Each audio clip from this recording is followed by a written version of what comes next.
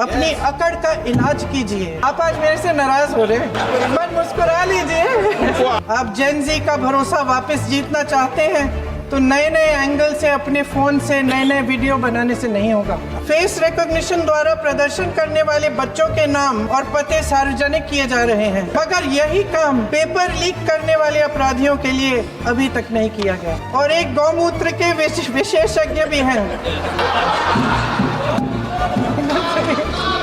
जो प्रहलाद जोशी जी ने बिल्किस बानो के बलात्कारियों की रिहाई पर जो बयान दिए। क्या कुछ भी बोल के चल सकता है क्या? कहिए बोलिए।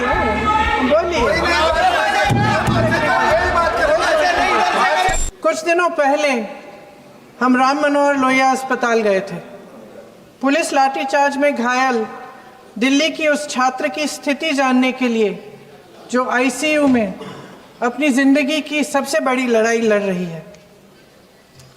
हमसे कुछ ही समय पहले आदरणीय स्वास्थ्य मंत्री जी श्री जेपी नड्डा वहां गए थे और उनसे कुछ समय पहले अन्य नेता भी गए। जब तक हम वहां पहुंचे, उस लड़की की मां नेताओं के आने जाने से गुस्से में थी। हाँ? सुन लीजिए।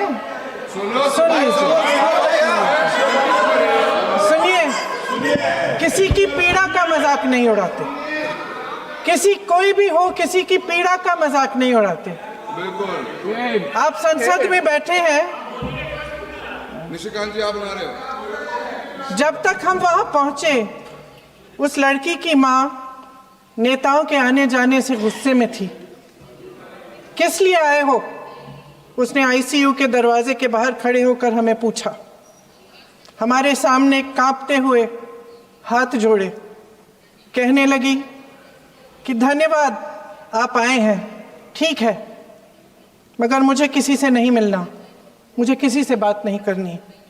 महोदय, उस माँ की पीड़ा से उसका पूरा शरीर कांप रहा था, लेकिन उसने दृढ़ आवाज में कहा, सुबह से बड़े बड़े लोग यहाँ आ रहे हैं, एक के बाद एक वीडियो बना रहे हैं। वह भी आए जिन्होंने मेरी बेटी का ये हाल किया है।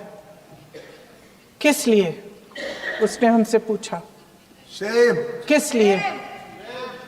मेरी बेटी की बलि तो चढ़ गई है, लेकिन उसे कुछ भी हो जाए तो मैं उसके लिए अपने आप लड़ूंगी।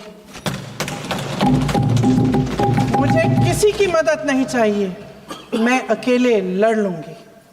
महोदय, शायद मुझे यहाँ खड़े होकर सबके सामने ये बात नहीं कहनी चाहिए, मगर उस माँ की गुहार ने मुझे शर्मिंदा किया। उसके दिल के टूटने की वो आवाज़ जो अस्पताल की दीवारों से में गूंज रही थी, मेरे मन में अभी भी गूंज रही है। इसलिए उस माँ की इजाज़त लिए बिना मैं आपके द्वारा आदरणीय प्रधानमंत्री महोदय जी और आदरणीय गृह मंत्री महोदय जी से पूछना चाहती हूँ कि क्या ज़रूरत थी एक मासूम बच्ची पर इस तरह दमन करने की? क्या ज़रूरत थी उन छात्रों पर आंसू गैस चलवाने की, उन पर लाठियां बरसाने की, उन पर वाटर कैनन्स चलवाने की? क्या ज़रूरत थी उन नौजवान लड़कियों को जलील करते हुए उनके कपड़े फाड़ने की, उनको बेरहमी से गंदी तरह पिटवाने की? देश के युवाओं पर पैलेट गन्स और AK-47 चलवाने की क्या आवश्यकता थी? क्या वे आतंकवादी थे? क्या आतंकवादी हैं? टेररिस्ट हैं? हाँ, कांग्रेस बोल रही है। हाँ, कांग्रेस बोल रही है। जवाब दीजिए, जवाब दीजिए। कांग्रेस बोल रही है, जवाब मांग रही है, जवाब दीजिए।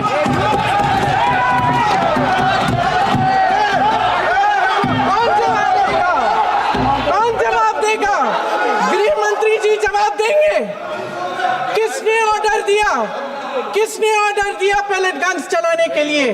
किसने ऑर्डर दिया? आपके माध्यम से मैं पूछती हूँ अध्यक्ष महोदय, किसने ऑर्डर दिया? प्रधानमंत्री जी ने दिया? गृह मंत्री जी ने दिया? जवाब देंगे? पूरा देश पूछ रहा है, सिर्फ कांग्रेस पार्टी नहीं पूछ रही है, पूरा देश पूछ रहा है।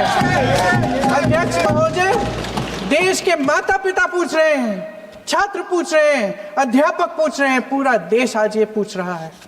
और आपकी जिम्मेदारी बनती है कि आप इस सवाल का जवाब दें। क्यों डरते हैं आप इस देश के नौजवानों से?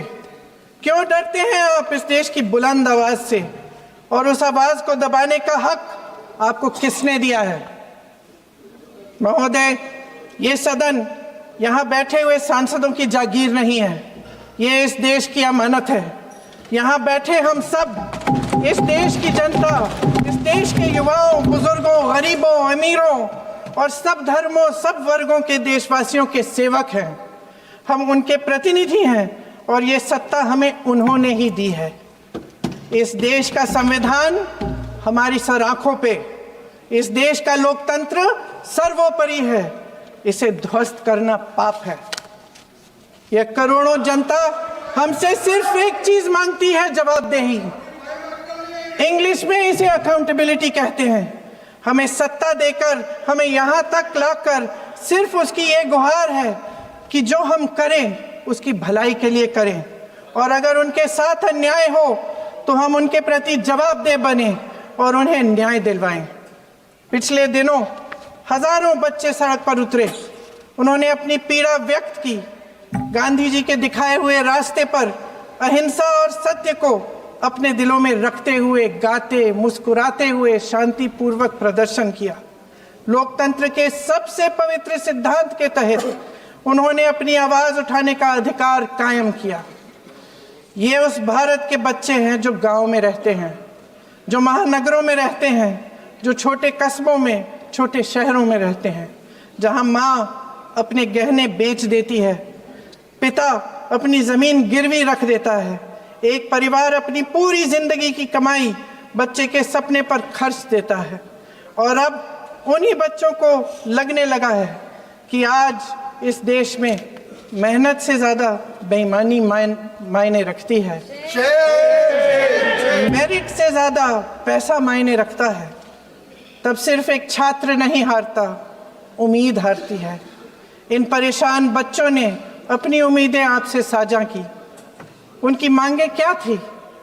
कि पेपर लीक करके उनके साथ जो बार बार अन्याय किया जा रहा है उस पर कार्रवाई की जाए, कि जो सिस्टम उनके भविष्य को कुचल रहा है उसे सुधारा जाए, कि जो माफिया उन्हें घेरे हुए है उसे हटाया जाए, कि जिस मंत्री के कार्यकाल में ये सब हुआ वह इस्तीफा दे, कि उन पर बर्बरता करने वालों पर कार्रवाई की जाए और उसके लिए माफ़ी मांगी जाए। बस यही उनकी मांग थी ना, कि जो शिक्षा और स्वतंत्र अभिव्यक्ति का अधिकार उन्हें संविधान ने दिया है उसे कायम रखा जाए। महोदय, हमारे एजुकेशन सिस्टम में